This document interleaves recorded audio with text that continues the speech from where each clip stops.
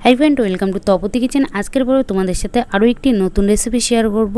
कदिन धरे खूबई गरम पड़ছে, गरमे शरीर भालो राखार जन्य आम पान्नार रेसिपि सहजेई किभाबे बाड़ीते तैरी करे नेबे तुम्हादेर साथे आजके सहजे आम पान्नार रेसिपि बाड़ीते किभाबे तैरी करे नेबे, तैरी करे छोटो थेके बड़ो सकलेर एई आम पान्नार रेसिपिटी खाওয়াতে पारबे और शरीरও भालो थाकबे। এই आम पान्नार रेसिपिटी यदि भालो लेगे थाके प्रतिबारेर मतन लाइक सबस्क्राइब करे पाशे थाकार अनुरोध रइल। आम पान्नार रेसिपि बानानोर जोन्नो एखाने आमी 4टे मतन काँचा आम निয়েছি। एबार আমগুলো केटे नेब। আমগুলো केटे नेওয়ার জন্য এখানে একটি ছুরি নিয়েছি। ছুরি নিয়ে আমের মুখগুলো কেটে নেব। এখানে আমের মুখগুলো কেটে নেব সবকটা আম।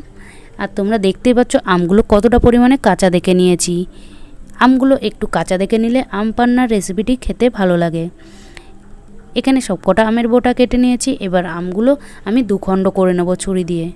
আমগুলো দুখণ্ড করে নেওয়ার পরে তোমরা দেখতে পাচ্ছ আমের ভিতরে যে আটিগুলো আছে সেই আটিগুলো ফেলে দেব।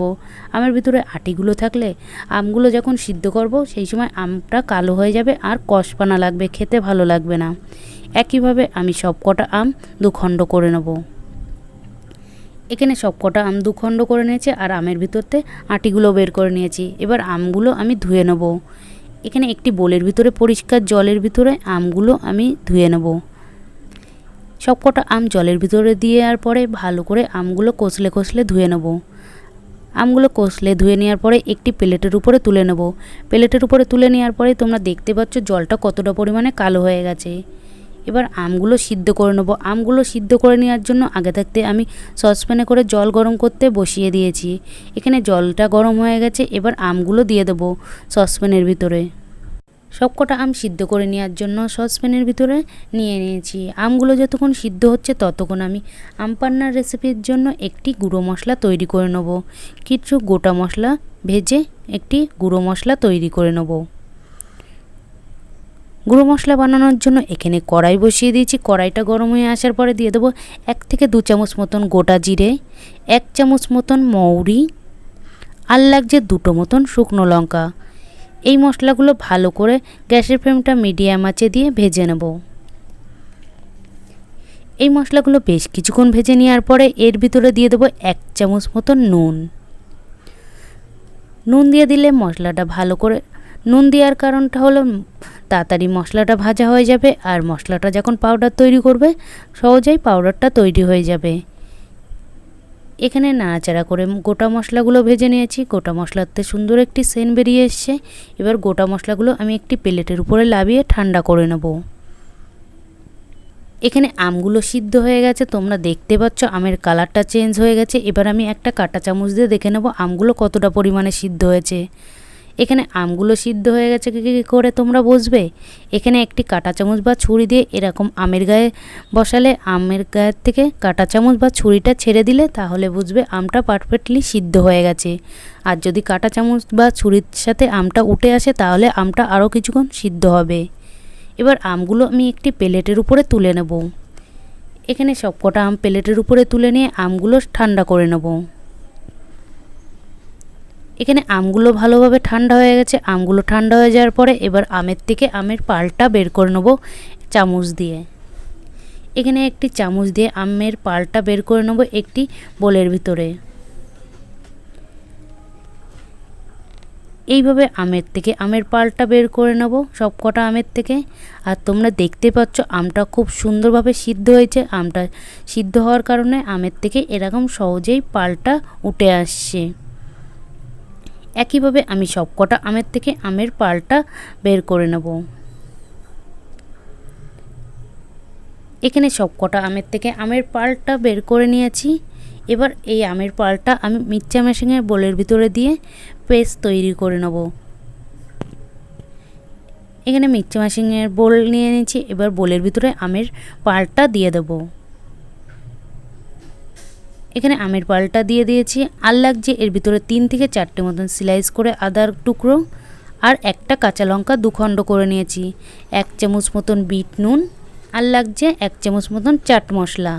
সামান্য পরিমাণে জল দিয়ে ভালো করে এই সব উপকরণগুলো পেস্ট তৈরি করে নেব।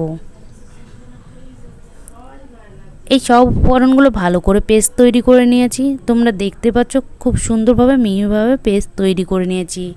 এবার এই পেস্টটা আমি ছেঁকে নেব। এখানে একটি ছেঁকনি দিয়ে আমি পেস্টটা ভালো করে ছেঁকে নেব। পেস্টটা ছেঁকে নেওয়ার কারণ এর ভিতরে কোনো দানা ভাব থাকলে তাহলে দানাটা আম পান্নার ভিতরে যাবে না, তাহলে খেতে ভালো লাগবে। আম পান্নার ভিতরে কোনো দানা ভাব থাকলে খেতে ভালো লাগবে না। এইভাবে আমি আম পান্নার পালটা ছেঁকে নেব। এখানে আমের পালটা ভালো করে ছেঁকে নিয়েছি।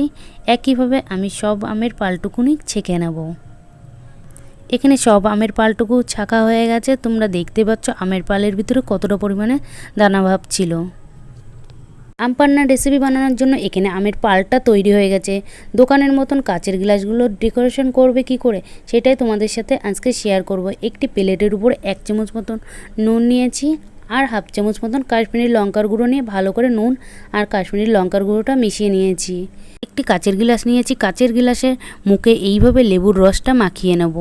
এইভাবে লেবুর রসটা মাখিয়ে নেওয়ার পরে নুন আর কাশ্মীরি লঙ্কার মিশ্রণটা তৈরি করে রেখেছিলাম সেই মিশ্রণের উপরে মুখ দিয়ে ভালো করে গ্লাসের চারি সাইডে মাখিয়ে নেব।